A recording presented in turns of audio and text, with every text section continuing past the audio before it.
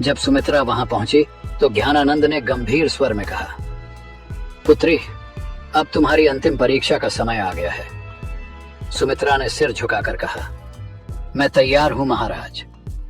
ध्यानानंद बोले, यह परीक्षा तुम्हारी आत्मा की परीक्षा है। तुम्हें यह सिद्ध करना होगा कि तुम केवल अपने लिए नहीं बल्कि दूसरों के लिए भी जी सकती हो।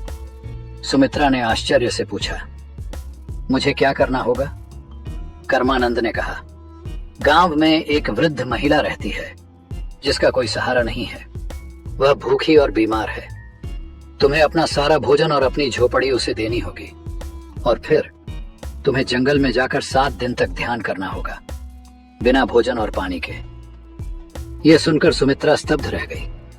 अपना घर और भोजन छोड़ दूं और फिर 7 दिन बिना कुछ खाए पिए ध्यान करूं? यह परीक्षा किसी भी अन्य परीक्षा से अधिक कठिन थी। मन का संघर्ष सुमित्रा की आंखों के सामने उसकी झोपड़ी का दृश्य आ गया। यह घर उसका अंतिम सहारा था। अगर उसने इसे छोड़ दिया तो वह कहां जाएगी? लेकिन फिर उसे साधुओं की बातें याद आईं। अगर तुमने यह परीक्षा पास कर ली तो तुम्हारा जीवन पूरी तरह बदल जाएगा। सुमित्रा ने अपने भीतर झांका और फैसला किया, ठीक है महाराज, मैं यह करने के लिए तैयार हूं। सब कुछ छोड़ना सुमित्रा गांव लौटी और अपनी झोपड़ी उस वृद्ध महिला को दे दी। उसने अपने बचे खुचे भोजन को भी उसे सौंप दिया। गांव के लोग यह देखकर हैरान थे। ये क्या कर रही है? अपना सब कुछ क्यों छोड़ रही है? लेकिन सुमित्रा ने किसी की बातों पर ध्यान नहीं दिया। वह सीधा जंगल की ओर बढ़ गई, जहां उसे 7 दिन तक ध्यान करना था।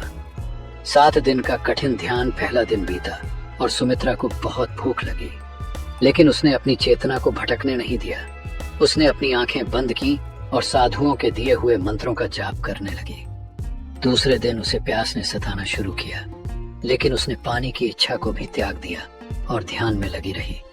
तीसरे दिन उसके शरीर में कमजोरी आने लगी, लेकिन उसने हार नहीं मानी। चौथे दिन उसे लगा कि वह अब और नहीं सह पाएगी, लेकिन तभी उसे साधुओं की बातें याद आईं। सच्ची शक्ति शरीर में नहीं, मन में होती है। 5वें और 6ठे दिन वह पूरी तरह ध्यान में डूब गई थी।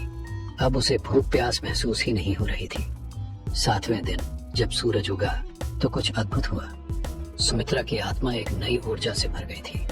उसे महसूस हो रहा था जैसे वह एक साधारण स्त्री नहीं रही, बल्कि एक दिव्य शक्ति से जुड़ चुकी है। सुमित्रा का रूपांतरण जब 7वां दिन पूरा हुआ तो तीनों साधु उसके सामने प्रकट हुए। ज्ञानानंद बोले, पुत्री, तुमने अपनी अंतिम परीक्षा भी पास कर ली। अब तुम केवल एक साधारण विधवा नहीं हो, बल्कि एक सशक्त आत्मा बन चुकी हो। कर्मानंद बोले, तुम्हारे भीतर अब वह शक्ति आ गई है जिससे तुम न केवल अपना बल्कि दूसरों का भी भाग्य बदल सकती हो। ध्यानानंद ने अपने हाथ उठाए और कहा, तुम्हें आशीर्वाद देते हैं कि अब से तुम्हारी जिंदगी सुख, शांति और सम्मान से भरी होगी। सुमित्रा के चारों ओर एक सुनहरी रोशनी फैल गई। उसने आंखें बंद कर ली और जब खोली तो वह पहले से कहीं अधिक शांत, मजबूत और तेजस्वी महसूस कर रही थी। गांव में वापसी और सम्मान। जब सुमित्रा गांव लौटी तो गांव वाले उसे देखकर चौंक गए। अब वह कोई दुखी विधवा नहीं थी। उसके चेहरे पर दिव्यता थी, उसकी आंखों में आत्मविश्वास था।